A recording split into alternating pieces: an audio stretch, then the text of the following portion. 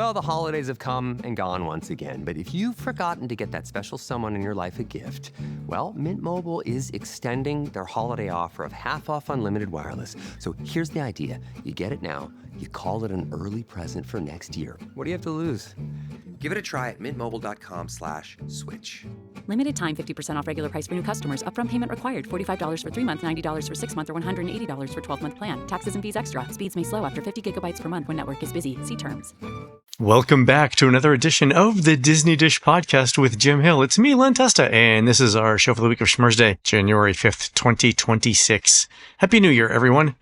On the show today, news, listener questions, and a new patent hints at what we might see in Disney's upcoming Encanto ride. Then in our main segment, Jim tells us how Disney maintains its theme park castles. Let's get started by bringing in the man who failed as an urban planner when he suggested building an entire city on rock and roll. It's Mr. Jim Hill. Jim, how's it going? It's going well, Len, but I want to stress here, that was not entirely my fault. I mean, first of all, there, as the song recounts, there were some workplace thefts. I mean, someone took the stage, and then Marconi was playing the mambo like all day, every day, which is distracting. And Len, honestly, you try doing anything construction-wise when you're knee-deep in the hoopla, all right? See, that's what it is. It was the previous administration's failure to contain hoopla. There we go. Which, by the way, is worse than trench foot. Okay, there isn't enough Desenex in the world, to deal with that. I mean, an inch. Half an inch of hoopla is fine. When hoopla starts to become ankle deep, then you start seeing some issues. And by the time it's knee deep, I mean, who can do anything in knee deep hoopla? Yeah. And by the way, I just want to be clear here that I have the evolution of the group correct. It was first Jefferson Airplane, then Jefferson Starship, then just Starship and Starship. Okay. Yeah. And then after that, it was what? Ship, then hip, then capital P, small p. Exactly. And as I understand it today, the name of this rock group is half an umlaut. And I defy you. At this point, we've eschewed names and we've just gone with the general concept.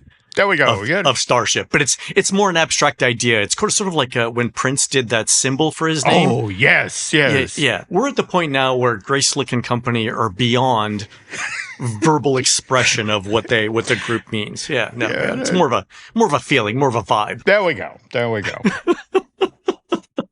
That's great. All right, folks, let's do a quick shout out to our subscribers. Thanks to everyone who subscribes to the show over at patreon.com/JimHillMedia, including Time Walk, Derek Alexander, David Rosenberg, Cameron Bloom, Christopher Leb, and Catherine Connolly. Jim, this is Disney's marketing team working Living with the Land's new sponsor, Soylent Green, into the ride's exhibits and narration. Now the cassava plants will wave back at you, and we'll finally learn what the hybrid tilapia are a mix of. That and more when the ride reopens this spring under its new slogan, Living with the Land, from your family to ours. True story. Oh. Wow. Okay. When you know, folks. I'm just saying. When you know. Wow. Exactly. On to the news. Folks, the Disney Dish News is sponsored by UnlockedMagic.com from our friends at DVCRentalStore.com. Jim, are you tired of snow and cold weather? Does your small town lack a fairy tale castle and themed lands? Yes. You know what doesn't? Walt Disney World. And our friends at UnlockedMagic.com have discounted theme park tickets that'll get you there, including savings of $50 or more per person on 4-day tickets. Just get in the car and start driving to the airport now. When you're in line at TSA, you can get those tickets at UnlockedMagic.com. That has to be the best ad read we've ever done. I gotta say, I put some thought into that. One. All right. There we go. Okay. On to the news. All right, Jim. Disney revealed last week that we're getting a new character named Buddy when Buzz Lightyear Space Ranger spin reopens in 2026. Buddy will help guests figure out how to use their new blasters and take them through a practice round, sort of like how Buzz and Woody do it at Toy Story Mania. I like the idea that we're adding a new character here. I'm just going to be interested to see what happens when we step out into the gift shop, whether or not we can take our new friend home with us. I would be shocked if we didn't, but we'll see. Also, Jim, Imagineering filed a construction permit for the Haunted Mansion. Since it's Imagineering and not other parts of the company, there's a decent chance this is interior set design work, not external changes. I mean, we're expecting external changes to Haunted Mansion, right, Jim, for Villain's Land and for Piston Peak? Yes, we are. But we're probably like years away from that yet, right? No, absolutely. But this is a personal message to the powers that be at Walt Disney World and Imagineering in general. Let go of the Haunted Mansion, all right? Let it go. You know, I mean, there are so many other attractions in the park that for decades have gone without love. And it seems like every 5 minutes, it's like, wait, we can do a themed ashtray. People don't smoke anymore. I don't care. We're doing a themed ashtray for the Haunted Mansion. You know. Maybe the smoking is what killed some of the ghosts. Who knows? There we go. And this is the thing. We talked about this on the show before, Jim, too. But like Laurel and I were at Carousel of Progress a couple days ago. Yep. And, we're still talking about car phones and laser discs. What would it take for Imagineering to literally just bring in the janitor and have him re-record that section of scene 4 to just bring it up to speed? Cell phones and high-def TVs, right? Just, it can't take more than a week. Okay. I mean, I get that every Imagineer tells the same story, that their favorite attraction was the Haunted Mansion. And they all want to be able to say they touched it over the course of their career. And it's like, it's enough! Stop! Exactly. It's just, let it go. Yeah. We'll see. Hopefully so. Okay. All right, Jim, and speaking of being in the parks, Laurel and I were at Epcot last night for glittering greenhouses. And it was adorable. I threw some photos in the show notes and also a video link that Laurel took. They've really amped up the decorations for this year. It is fabulous. It's one of the highlights. Laurel thinks it's worth a special trip to Epcot just to see it, and I totally agree. I think it is fantastic. So great job on glittering greenhouses this year. Yeah, those look great. Definitely. Check that out next year. All right, Jim, a couple of reminders for our friends going to Disneyland. One is that Disneyland's early entry perk ends today, so resort guests are going to get 1 complimentary Lightning Lane per stay instead. Also, there's a new discounted California resident park hopper ticket that became valid on January 1st and runs through May 21st this year. In past years, the last few days of the ticket deals brought larger crowds than the first few days. So if you're headed to Disneyland, that's the thing to remember. So around the third week of May, around May 21st, expect slightly higher crowds as people who bought those tickets get in the last couple of days of use of them. Also, in fact, Len just talked about glittering greenhouses. We would be remiss if we didn't mention that the holiday decorations are still up in Anaheim now. And in fact, I want to say, is it either the 7th or the 17th they're up? I think it's later. I think it's like the 17th. I think it's later. Yeah. So again, if you didn't want to brave the crowds and wanted to see the holiday decorations, you still got some time. Yeah, and they're really good too. I mean, Haunted Mansion Holiday looked great. I was there over Thanksgiving with our daughter Hannah. Small World looks great. Yeah, the whole park looked fantastic. Yeah. Well, again, there's the opportunity. So take it if you must. Awesome. All right, Jim, on to listener questions. Our friend Jill Ann and others wrote in with their character interactions on the Disney Destiny. And Jill Ann says, I think the send you to meet at a different place gimmick might have just been the preview and maiden press voyage. For example, your guest, that was Sam, talked about Cruella picking people in advance to be in the wretched runaway fashion show. At least on my sailing, the participants were picked based on their Cruella or villain cosplays that day. Or Dr. Facilier's parlor, the line was over 90 minutes long, so he was definitely not recruiting people to come visit on top of that. Okay. So it sounds like this is something they just did for the press events, but I still think it's an option. We'll see. Also, our friend Danny writes in with this question, Jim, and I want to get your input on it. He says, my question concerns crowd management at the Magic Kingdom, where it looks like the transport capacity between the TTC and the park has been significantly reduced. I've never before experienced daily waiting times of over 45 minutes just to leave the park and return to the TTC. This results in queues extending far beyond the entry gates for the monorail, along with many visibly frustrated guests. When they're building cars in Villain's Land and possibly additional future changes, are the access routes not already close to their capacity? And is this situation likely to get much worse? How does Disney plan to solve this given that the current system already seems unable to cope. All right. So, Jim, in the interest of science and experimentation, I actually went to the Magic Kingdom on December 30th and used the transportation network to get there. And I will say that I did park preferred instead of using the tram. So I was able to walk over to the TTC, but getting through security was really, really straightforward. This was like around 9:30 or 10 o'clock in the morning. So peak sort of arrival time. Okay. But it did take about 45 minutes to get into the park. On the way back, to Danny's point, the lines were long enough for the ferry boat and for the monorail that I actually walked back to the TTC past the Grand Floridian and then the Polynesian. Not so much that I thought I was saving any time, but I could at least know what my worst case scenario was going to be. So I was sort of like optimizing for the worst case scenario there rather than not knowing how long it was going to take. What do you think, Jim? So when we're adding Villains Land and Piston Peak, we're likely to get somewhere between like 3,000 and 7,000 more guests in the park. But easy. You've said this before, right? Easy. They're going to be in the back of the park. Yeah. But at the same time, eventually those folks at the back of the park exit the park, and they are also queuing up for the monorail and the ferry boats. Right. And by the way, this isn't necessarily we're only in, the week between Christmas and New Year's problem. I want to remind people that when I was at Walt Disney World in November, in the middle of the week, when I went to exit the Magic Kingdom at like 11 o'clock at night, I wound up, toggling back and forth between the ferry boat and the monorail because the lines were so long. And, this is the problem. Disney should have addressed this problem decades ago, but they have been nursing the monorail system. Which, again, when you have a transportation system that carries the AARP card, all right? It's 55 years old at this point, yeah. Yes, it's time, to upgrade. And I realize that, that's not easy to do, given that this is a resort that services your high-end resorts, your signature Magic Kingdom, resort.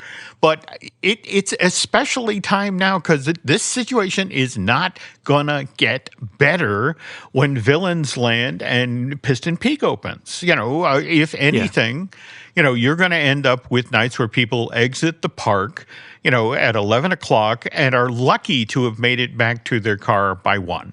Again, that's not a story you want somebody taking home from their very expensive Walt Disney World vacation. It's really interesting because, for one of the rules of theme park design is that you build capacity for the 80th percentile. So you build your capacity so that it satisfies everybody 80% of the time. And then the other 20% are just like extreme days where everyone does the best they can. Right.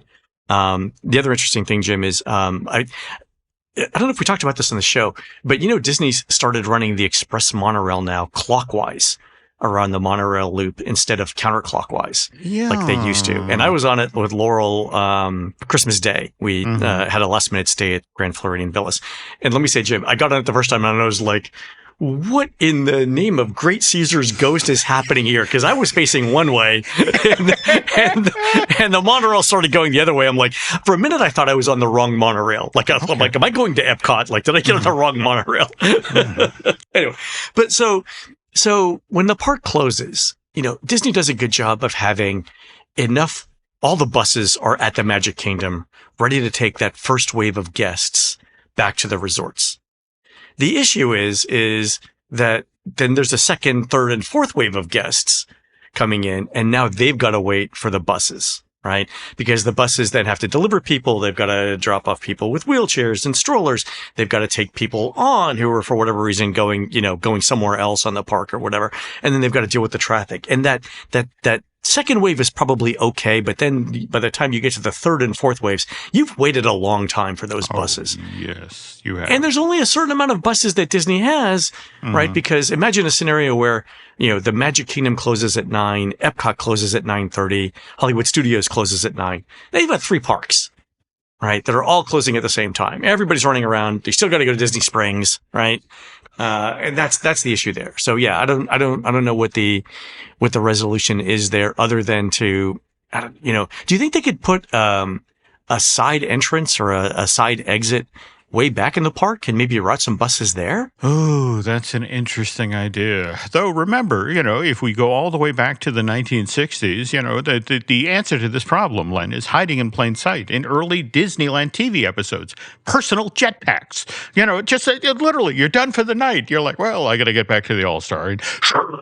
And you're there. Strap the kids into this jetpack. Let's go. Yeah. There you go. You could do like one of those Baby Bjorn things with the jetpack. So you could put the jetpack on your back and put the child in front of you. Yes. Okay. All right. Again, by the way, just send those checks. Look, I'm just throwing out solutions here. You can criticize whatever you want. There we go. Okay. All right.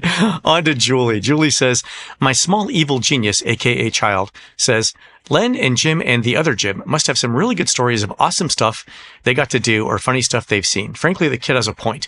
What amazing, hilarious, or once-in-a-lifetime magic stuff have you guys been able to do or experience that you can talk about? Would you consider sharing one of the two of those stories during an episode in the new year in the spirit of positivity, joy, and possibly utter hilarity? All right. So as far as stuff that we can talk about, that really sort of limits it. Yes, for now, anyway. Like, this is true. Yes. Okay. A whole bunch of people need to retire before we tell the good stories. Yeah. Yep. Mm-hmm. But in terms of once-in-a-lifetime stuff, I once got to run barefoot on the grass in front of Cinderella Castle in a completely empty Magic Kingdom before the park opened. And I think that qualifies because that was a great memory. So we were with a local TV crew doing a multi-day series of segments. And we started in front of the castle one day. Disney PR graciously agreed to let the TV crew film before park opening. And so the TV crew had a family with them, and the TV crew wanted some footage of the family, in some iconic spots around the park. So I was just tagging along. Mm-hmm. So the first shot was the family in front of the castle. Jim, it was one of those like Disney commercial things where like kids are running around, mm-hmm. There's not a cloud in the sky, sun's glistening off the castle turrets, right? So the family's running around, the TV crew set up a shot. Disney lets the family into this like little gated off grassy area by the right-hand ramp up to the castle. And I'm kind of off to the side. I watch for like 10 minutes while they do the same shot over and over again to get, different options and everything. So they finish up. And before the Disney PR rep locks the gate, mm-hmm. they say something like, does anyone else want to run around here before we move on? And I had my shoes and socks off, Jim, before that PR person finished that sentence, because when are you going to get that chance again, right? And mm-hmm. and let me say, the grass, I hate to use the word, but it's true. The grass was magical. It was cool. It was soft. It tickled slightly as you ran around. The dirt was springy and somehow, through Disney magic, not dirty dirt.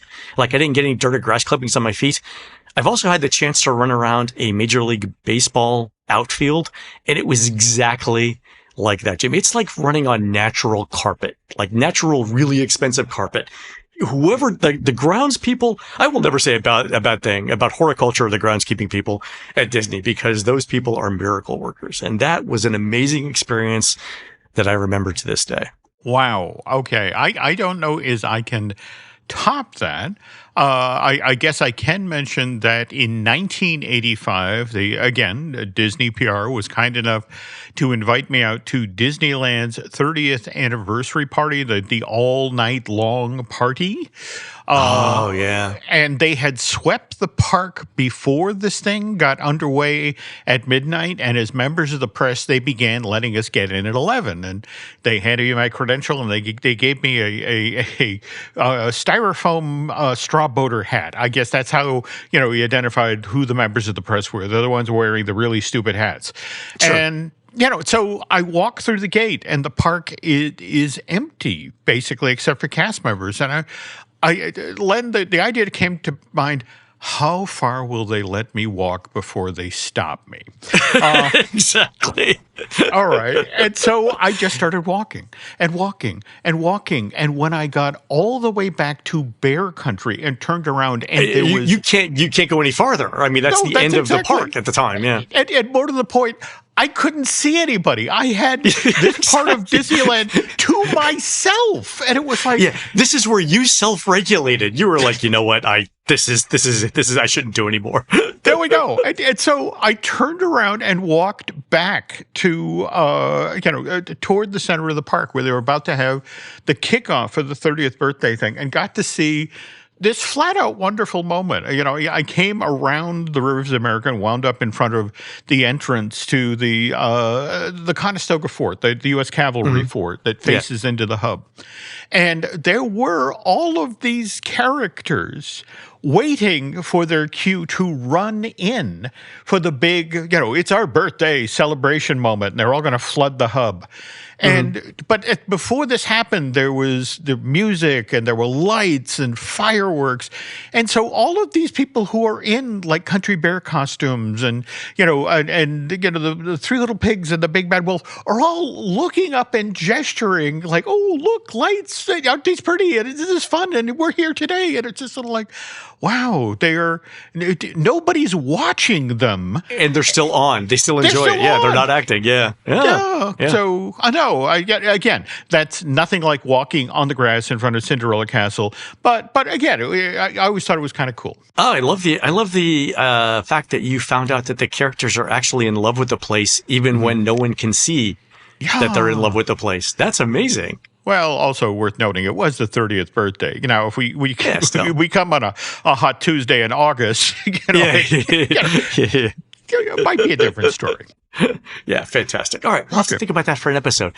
We'll have to break that up though into like if we do an episode, if we do a series on like once in a lifetime things we've done, we're gonna have to dedicate at least one segment to here are all the times where somebody wanted to get us arrested and Disney bailed us out, because that is its own set of stories. I've got more than three at least. I can think of three right off the top of my head, and so there's probably more. Yeah, right. Some other time. All right. Okay. And again, that there is always that phrase, statute of limitations. Some of these stories, we might need to check a calendar on, folks. We'll there's actually one I can tell because the person involved, I know definitively has retired. Oh, well, we might be able to tell one. All right, fair. Okay. All right, Jim, I was looking at United States patents the other day, and I found this really interesting one from Disney. It's titled Holographic Character Creation. And I put the patent in the show notes. And Jim, if you look at it, it describes a way for Disney to do holographic images in rides. Jim, I call your attention to the second graphic here, which is sheet 2 of 3.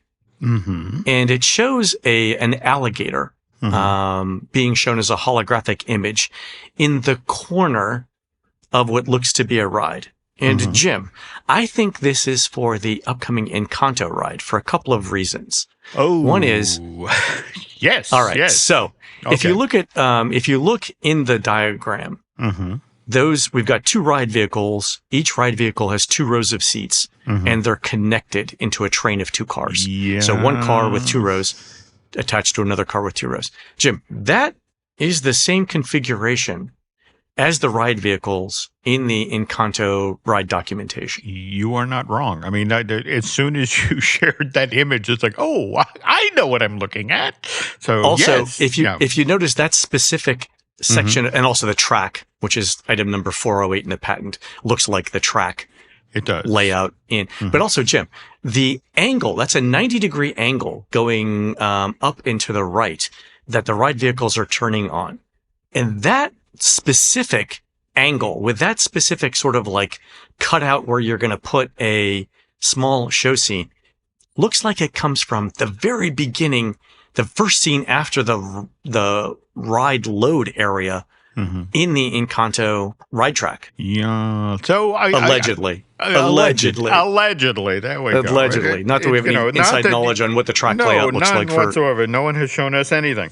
But it is nice to know that, this ride potentially has some cutting edge tech. I think that's cool. Yeah. So I would be right now. The odds feel like to me that better than even this particular piece of technology in this patent application, which was just filed last month or just published last month, the patent app, seems to be for this ride. So we'll see what happens on that. Okay, cool. All right, folks, we're going to take a quick commercial break. When we come back, Jim starts the story of how Disney maintains the castles in its theme parks. We'll be right back.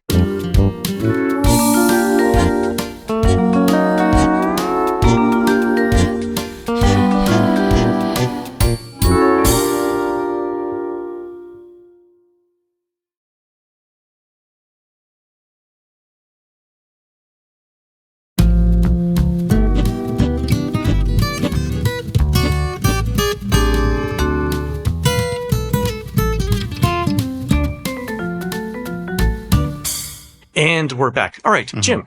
I love that you've got this story queued up for the beginning of the year, because isn't Disney starting Magic Kingdom Cinderella Castle refurb soon? Yes. Like in a couple of weeks? Well, it's interesting. We actually got permits filed last year for roof work on this 189-foot tall structure. But what Len is referring to, I want to say it's the 28th of this month that we see the painters show up. And with the notion that we have the color scheme that was put in place for Walt Disney World's 50th anniversary. And that was what? Deep blues and what is it? Rose gold? Rose gold, yeah. Okay.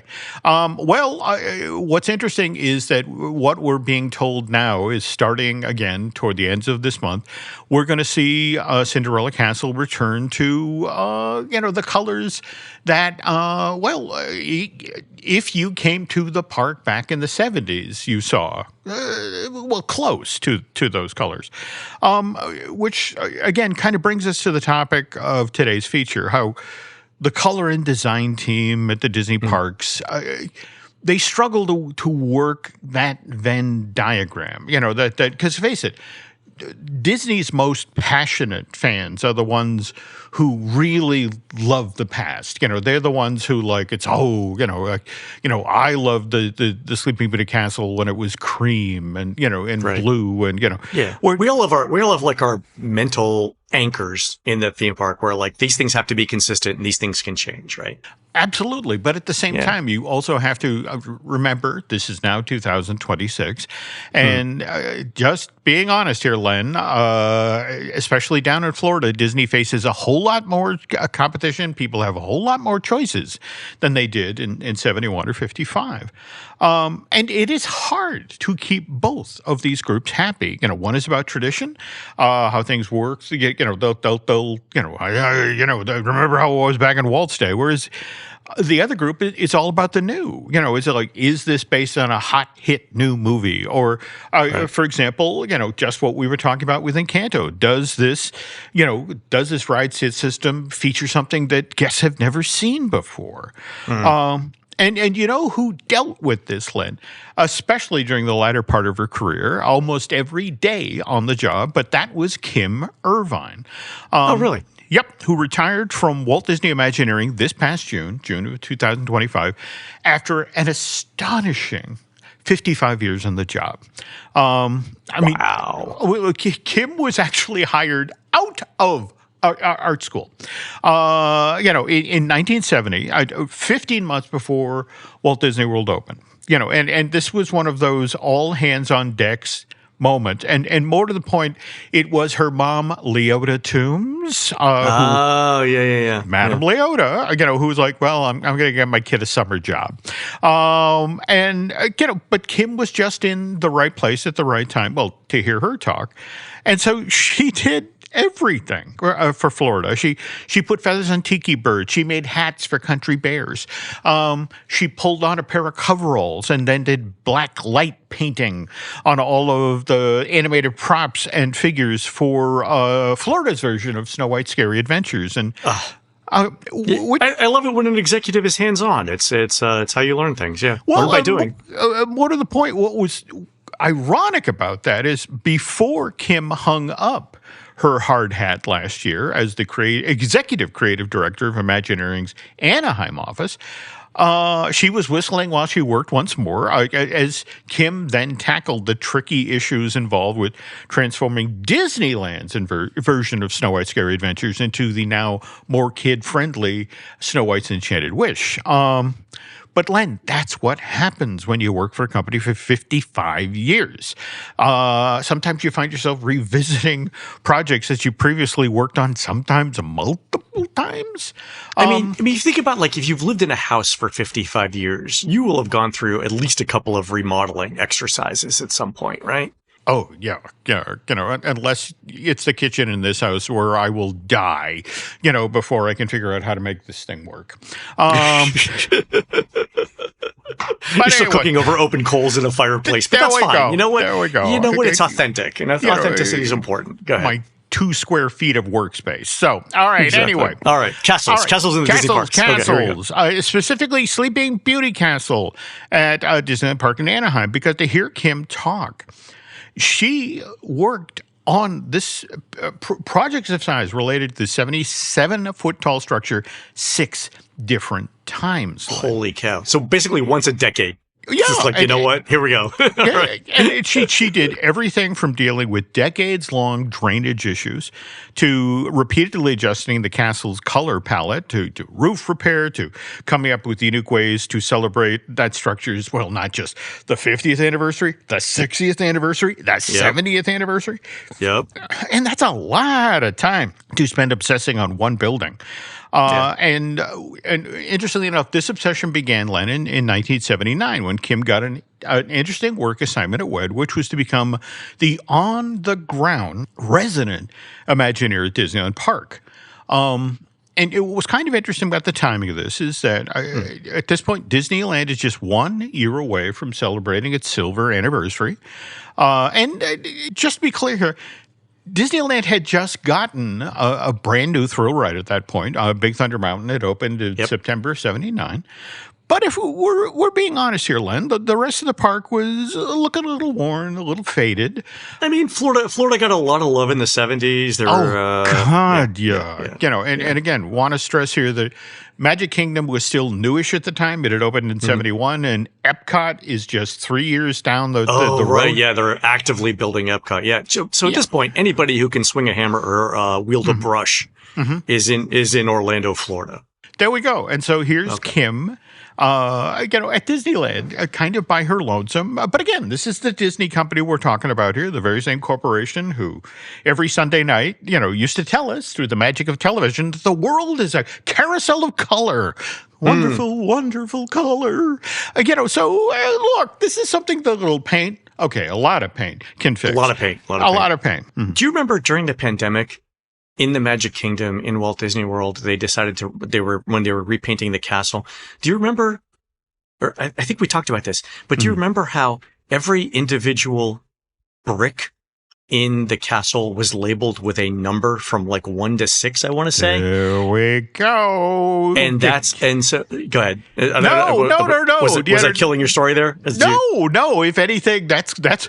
I think they call that foreshadowing because somebody had to invent that technique. Len, someone had. Okay, so because the castle is supposed to be made up of individual bricks, and we all know that individual bricks have their own color variations just as part of the natural process of the amount of clay that's in it and how long it bakes and stuff like that. Every brick has a slightly different color.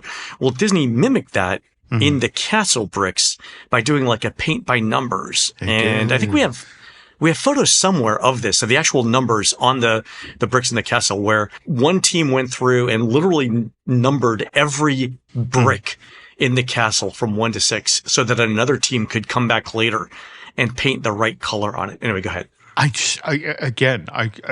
just to think about the poor intern who's there with the printout. Hang on, I screwed up the line. I think about stuff like this, and I'm like, I understand why it's $200 a day to get into the park or whatever. I completely get it. Yeah. There we go. All right, but back to Kim now. And by the way, you have to spend a moment here talking about Kim's longtime boss and mentor, John Hench, the senior vice president of Walt Disney Imagineering.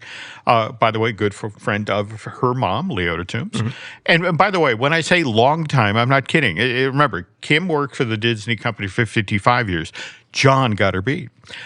When we lost Mr. Hench at the age of 95 back in February of 2004, he had been working for the Mouse, and that started off by working in animation and then came over and designed entire theme parks. 65 years less. Astounding. A decade longer than Kim was on the job.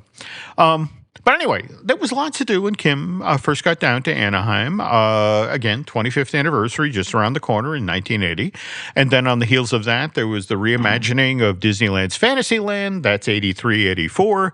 After that, Michael Eisner is installed as the company's new CEO, and to boost annual attendance levels at Disneyland, Michael pushes for a lot of limited time seasonal events to be staged at that theme park to lure in some Southern California locals. We've talked about a number of these on previous Disney Dish, Lynn. Circus Disney, State Fair, Blast to the Past. But what's important to understand about those limited time seasonal events is they were all basically staged in and around Main Street, USA. So now, so the castle's in the background of every publicity and TV shot that they're going to use for 10 years. All right, okay. There we go. And more to the point, Kim in this era, mid to late 80s, she's focusing her efforts on making sure that Disneyland's entrance complex and its retail corridor, always looks its best and is ready to handle the next onslaught of tourists as that year's edition of State Fair or Circus Disney or Blast to Pass about to get underway. But it's at this point, and we're talking 89 or thereabouts, Kim has been on the job down in Anaheim for nearly a decade, and periodically her boss and mentor, John Hench, would come down to Disneyland and do a quick walkthrough, and John would then tell Kim, Fantasyland's looking great, Main Street's looking great, you got to do something about the thing in between these two lands, and that is Sleeping Beauty Castle. Right. Which, all right, at this point in today's show, I think I'm about to offend a bunch of Disney diehards, those folks who went to the original Disneyland in the 50s, 60s, and 70s, and who, let's be honest here, Len, kind of treat that place like an arm of the Vatican. It's just sort of no, you can't. We're just going to redo the Sistine Chapel. We're just going to spruce up the roof, the ceilings. They need a drive-through, all right? They need a drive-through. You know what the Vatican needs? A rumpus room. Okay, go ahead. Okay. And look, I don't get me wrong. I have lots of respect for tradition, but I'm also a realist. And even at the age of 66, I have 2 still working eyeballs and a somewhat working brain. So I can look at pictures and postcards of Sleeping Beauty Castle that were taken 50s, 60s, 70s. And Len, when I look at this thing, I see a very gray and beige building, which is understandable because, again, you got to remember, Disneyland Central Icon was initially designed in the 50s by a bunch of guys who used to make movies. And back in the 50s, that's what Hollywood thought castles looked like. You were just mentioning the different color stones. These guys, they're like, all right, it's a castle. It's got to be solid looking. It's got to have towers. It's got to have turrets. It needs a drawbridge. It's made of stone. Yeah, and stones are gray or beige. So I want to stress here, that appeared to be made out of stone thing. Because, again, it wasn't. Sleeping Beauty Castle wasn't made of stone. It was wood. It was plaster. It was lath. It was fiberglass, which, by the way, when you expose those elements to, that stuff to the elements over time, they begin to weaken and rot, which was a part of the story we'll get to shortly. And I want to bring up that version of Sleeping Beauty Castle because our pal, veteran Imagineer Jim Schul, once told me about the copy of Sleeping Beauty Castle that opened at Hong Kong Disneyland back in September of 2005. Because I'm guessing it's not made of wood and lathe and fiberglass. No, because of monsoon season.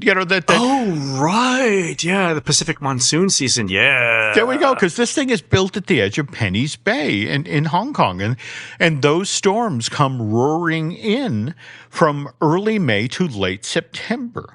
And so, Hong Kong gets weather that Anaheim does not. No, absolutely. And that is why, while till they did the Castle of Enchanted or Castle of Magic Dreams redo in November of 2020, that seemingly clone of Anaheim Sleeping Beauty Castle, Len, that was, first of all, built out of structural steel with footers that went all the way down into all that reclaimed land that they hauled dredged up out of Hong Kong Harbor. More to the point, the exterior of the building was all poured concrete that had then been sculpted to look like it was individual stones. So ironically, the first castle that was supposed to look like stone is not stone, but the second castle is concrete, which might be better than stone in some. There we go. Eventually, we're going to go back to actually quarrying stone and building a castle out of real stone. We could, and you can imagine what you'll pay to get into that part, folks. Yeah. Okay. But okay. So this is the third third of the Three Little Pigs version of the castle, right? There we go. Right. And you can huff and puff all you want. It ain't coming down. Okay. All right. By the way, we need to bring Mr. Schul on the show at some point to talk about. At one point, he ended up in the Imagineering Research Library with the original drawings for Sleeping Beauty Castle in Anaheim in front of him. And, Jim talked about how, Len, this was so early on. These things were done on vellum. It's just really on scraped animal skins. Really vellum, because vellum doesn't shrink, I think, once you No, that's it exactly. But it's as I understand it, the only reason they use vellum is that evidently, fairy wings were not available at that time. Yeah. I mean, it didn't stretch. It takes ink well, but on the other hand, I mean, it's very delicate after a while. It's going to start aging, right? I don't know. Well, that was the thing. Jim, just his hands fluttered above the table. He didn't dare touch it. But you're wearing gloves and you're not breathing on it. Yeah, okay. All right. There we go. All right. Now back to John Hench, who, again, late 1980s, is nudging Kim Irvine to do something about the original Sleeping Beauty Castle at Disneyland Park in Anaheim. And Hench gives Kim, Ms. Irvine, some very specific marching orders, which is don't be afraid of colors. And we'll get to how Kim then tried to execute Hench's marching orders in a moment, but first, this. Does it ever feel like you're a marketing professional just speaking into the void? But with LinkedIn ads, you can know you're reaching the right decision makers, a network of 130 million of them, in fact. You can even target buyers by job title, industry, company, seniority, skills, and did I say job title? See how you can avoid the void and reach the right buyers with LinkedIn ads. Spend $250 on your first campaign and get a free $250 credit for the next one. Get started at linkedin.com/campaign. Terms and conditions apply. And we're back, Len. Okay, so at the top of today's feature, we mentioned how over the past year, Cinderella Castle, the Magic Kingdom, had some work done on its roof. Again, and it's Central Florida. Len, you live there part of the year. You know that, how Central Florida gets hammered regularly with torrential rains. Yep. So, if you live in Florida, you have to pay attention to what's going on your roof. And I bring this up because there's a song from the 70s that Albert Hammond did called "It Never Rains." It never rains in California. Yeah. There we go. We've actually used this as outro music, I think, on one show. Oh, well, there we go. With Schul, actually. Okay. Yeah. All right. Okay. All right. Well, and speaking of Mr. Schul, I bring this up because last month, Southern California experienced one of the wettest Christmases in decades. L.A., all by itself, Len, 4 inches of rain. Did you see the video of the L.A. River? What river? I saw the rapids. All right. It was astounding. It looked like Kali River Rapids out there in LA, in the middle of downtown LA. Yeah. All right, there we go. And remember, most of us know that place from the car races they hold there in movies. Exactly. From Greece, right? From the car race in Greece. Yeah. But imagine that now with water. Yeah. There we go. All right. Well, anyway, and by the way, that was caused by a distinct weather pattern, the Pineapple Express, which periodically bedevils California. It's this atmospheric river that runs from Hawaii over to the Pacific coast and just dumps, just days worth of heavy rain on the region. Wow. But we talk about this weather today because, well, again, it doesn't just rain in LA. It rains in Anaheim, especially on top of the roof of Sleeping Beauty Castle, which now we're back to the 1990s, 35-year-old roof that is having trouble standing up to the Pineapple Express. So project number 1 for Kim Irvine, as she finally pivots her attention to the castle, is figure out how to deal with all this water that's been pounding on the structure's roof, which, again, I know, not an exciting topic for a podcast, but hang in there, folks. Because, again, what was interesting about this, Sleeping Beauty Castle, built 54, 55, again, designed by guys who did movies, and their concern then was that, that they're like, oh, gee, will this structure hold up to the test of time? They're like, no. No, will the structure open on July 17th? There we go. No, that's it exactly. Because I'm going to walk away from this. This is going to be somebody else's problem. Literally, they're if you were talking to the people who were building Disneyland in early 1955, and you asked them a question like, well, when we have to do roof maintenance in 30 years, how is that going to work? They would be like, God willing, this thing, the park is still operating in 30 years, right? Like, we'll cross that bridge when we come to it. You kind of understand that, right? Who is it, the comedian who does the joke, to the effect of, that's like explaining frequent flyer miles to Wilbur and Orville? Yeah, exactly. Well, I mean, at that point, in 1955, right, if you're talking about like a 30-year lifespan for a castle, the Walt Disney Company isn't 30 years old at this point. No. Yeah, okay. All right, go ahead. Yeah, all right, fair. All right, so we understand what they're doing here. Okay. Yeah, all right. So it's the folks who operate Disneyland after construction is completed who now have to deal with drainage. And and what makes the ops team at Disneyland crazy is that they didn't even pretend to take drainage into account. Nope. It was just, will this be done on time and will it look good on television? And Jim, let me just say, the house that Laurel and I bought in North Carolina, the one with the Space Mountain kitchen, we had to pay for French drains around that house because for the same reason, whoever built the house did not at all consider drainage issues. So our basement would flood regularly every time it rained. So I understand what's going on here. All right. So mind you, they did jury rig something up on the roof, because again, it was happening often enough. Let's deal with this. Didn't always work. In fact, sometimes when the water would pool on the roof in the wrong place, the Sleeping Beauty walk-through in the castle would then flood, and some of the dioramas would get damaged. And mind you, Len, the joke was back in those days when the Pineapple Express came to town, it's like, time to change the sign from the Sleeping Beauty walk-through to the Sleeping Beauty flow-through. To the wade-through? Yeah. Okay. There we go. All right. All right, so here's Kim saddled with, Sleeping Beauty Castle's now decades-old drainage issues. And she finally gets the park to pony up some money to fix the roof. And, but Kim, thinking three-dimensional is like, well, could we use this long overdue repair job as maybe an excuse to make Sleeping Beauty Castle in Anaheim actually look like Sleeping Beauty Castle, the one that people know from the animated movie from '59. And that's kind of crucial to mention here, Len. People forget this, but when, again, Disneyland opens July 55, Sleeping Beauty, the movie, doesn't arrive in theaters till February 59. And doesn't do all that well. In fact, Sleeping Beauty does so poorly at the box office, is such a drag on the company's earnings that year for the first time since Disneyland opened 5 years previous. Company annual report for 1960 actually has to say we suffered a loss. That's how big, a disaster Sleeping Beauty was. So it gets shoved to the back of the vault, and it stays in there for more than a decade, Len. Doesn't come back out into theaters till 1970. On the heels of that, there are two other re-releases, 79, 86, which is why now, now almost a quarter of a century later, Len, only now, because people are watching Sleeping Beauty at home on VHS and that sort of thing, they're like, that castle doesn't look like the one at Disneyland. And what's the deal with that? Yeah. And so, all right.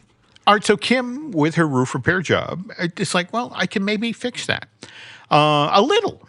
And what she does, and it's a really clever fix, is that the roof needs drain spouts. And she then goes and gets model sheets from Sleeping Beauty, and in particular gets model sheets of the squirrels. And then she hands it to, a sculptor at Imagineering and says, I need this to be a drain. Sculpt me a squirrel-shaped drain that I can put on the sign. A squirrel-shaped drain. So what's there's a term for this. Like gargoyles are demon shapes on the roof lines of buildings, but there's another word for animal shapes. And I'm forgetting what it is, but I'm sure our listeners will tell us what it is. Go ahead. Okay. But anyway, she gets these drain spouts put in place that look like the squirrels that are Princess Aurora's little friends from the forest. And by the way, they are still in place today and very much on model with the way the film looked in 59. And I'm not going to lie, they do go a very long way towards making you think that Sleeping Beauty Castle in Disneyland now looks like Sleeping Beauty Castle from the movie. But now to circle back to the story you just told about the little numbers and, on the side of Cinderella Castle in Orlando. As Irvine's getting ready for this project, she goes to the ARL, which is the Disney's Animation Research Library. This is a high security building in Glendale, California, where all of the assets to create Disney's feature-length projects and shorts are kept in a climate-controlled environment. And so, but Kim's there, and she's looking at all the concept paintings that Ivan Earl did for Sleeping Beauty, and more to the point, she gets to eyeball all of the background paintings that Disney artists then made on the back of those concept paintings, and especially of the castle where King Stefan and Queen Leah, that's Princess Aurora's parents, lived. And Len, just like you said, Kim is leaning in close and looking at the individual bricks at this castle on these background paintings, and it's like, those are all different colors. They are not gray and beige, and it's like, as is befitting of a fairy tale castle. And in the back of her mind, what is Kim hearing? John Hench's voice that says, "Don't be afraid of color." And there we go. By the way, at this point in the late 80s, early 90s, literally the only splash of color that you would see as you approached Sleeping Beauty Castle is that space directly above the drawbridge facing into the hub. It was a faded pink. So one day, here's Kim. It's after the roof repair has been done, and and she's standing on that very same drawbridge. So she first looks through Sleeping Beauty Castle at Fantasyland and sees all the vibrant colors on display there. She then turns her head and looks down Main Street, USA, sees all the vibrant colors there. And then she looks up at Sleeping Beauty Castle and sees a lot of beige, a lot of gray, but some really sweet-looking squirrels. All right, there's that. Okay. All right. And so this is when Kim supposedly decided that Sleeping Beauty Castle doesn't just need a splash of color, it needs an ocean of color. A raging Los Angeles River full of Pineapple Express rain worth of color. And we will talk about how Kim Irvine then spends the next 30 years of her career at Imagineering revisiting this project and tweaking the colors at Sleeping Beauty Castle on the next installment of Disney Dish. Oh, that's fantastic. So that's amazing that she got to go back to the original art and look and see what it was supposed to be. Oh, that's kind of great. But again, but tied in exactly with what you mentioned. She was the first to champion that idea. It's like, no, you got to look at the individual bricks. It's not all one color. Mind you, from a distance, it creates a color. Sort of like George Seurat. Pointillism. Yeah, exactly. There we go. Yeah. That's amazing. Yeah. Oh, that's fantastic. All right. I can't wait to hear the rest of the story. Okay. All right, folks, that's going to do it for the show today. You can help support our show by subscribing over to patreon.com/JimHillMedia, where we're posting exclusive shows every week. Our latest show is a live walkthrough of the Magic Kingdom with me, Jim, and Jim Schull, and there's a link in the show notes. On the next episode to be posted over on his YouTube channel, Jim Schull tells us what's left from the original Disney MGM studios. You can check it out on Jim Schull's Disney Journey channel on YouTube. Again, there's a link in the show notes. On next week's show, while I'm on a cruise, mind reader Chris Cox joins Jim to continue this story of how Disney maintains its castles. And you can find more of Jim at jimhillmedia.com and more of me, Len at touringplans.com. And speaking of Chris Cox, check out The Case 4 with Chris Cox, a new podcast where Chris, Jim, and I debate one theme park topic at a time, and you get to vote on who's right. We're produced spectacularly by Eric Hersey and David Gray, who'll be dispensing philosophical wisdom, including, it's a simple game. You throw the ball, you hit the ball, you catch the ball. And candlesticks always make a nice gift. At the World Baseball Coaches Convention, running January 15th to the 17th, 2026, at the Mohegan Sun Resort Casino on Mohegan Sun Boulevard in beautiful downtown Uncasville, Connecticut. While Eric and David are doing that, please go onto iTunes and rate our show and tell us what you'd like to hear next. For Jim, this is Len. We will see you on the next show.